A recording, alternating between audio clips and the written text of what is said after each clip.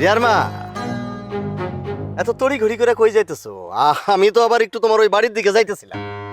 আমার বাড়ির দিকে যাইতেছিলেন মানে? মানে একদম সহজ।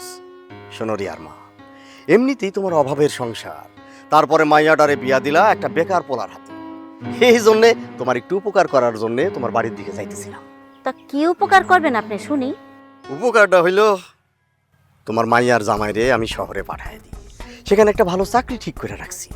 তোমার জামাই শহরে থাকবো, চাকরি করব।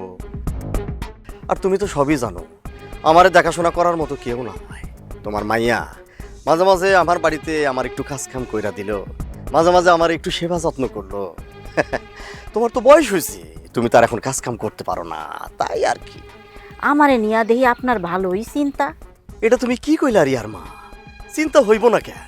আমি তো তোমাদের সবাইরে নিয়ে চিন্তা করি, বিশেষ কইরা তোমারে, বুঝো নাই?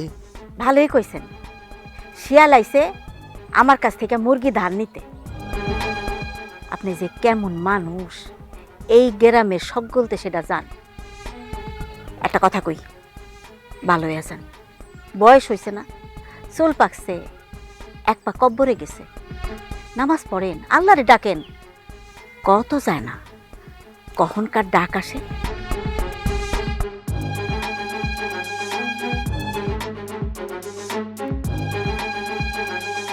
দেখছস মন্টু, মানুষের উপকার করতে নাই, আমি তার একটা ভালো কথা কইলাম, উল্টা সে আমারে জ্ঞান দিয়ে গেল।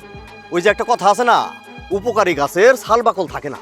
আরে আমি চাইলাম তার মেয়ের জামাইরে একটা ভালো চাকরি দেওয়ার জন্য, আর সে কি করলো? আমার শিয়াল বানাইলো। হ, তার মায়ের ডেরে তো আমিও বিয়ে করতে চাইছিলাম, কিন্তু সে তো আমার সাথে বিয়ে দিল না। হ্যাঁ, দিন শেষে আপনিও পাইলেন না, আমিও পাইলাম না। সাইজ দেখছস? এই তোর সাইজ দেখছস? তোর লাগে ওই মাইয়া কখনো যায়? যাই রে হারামজাদা। কেন কেন চাচা, কি কন মেম্বার সাহেব আপনি? আমার সাথে কেন যায় না? হ্যাঁ, কেন যাবে না কেন? চুপ!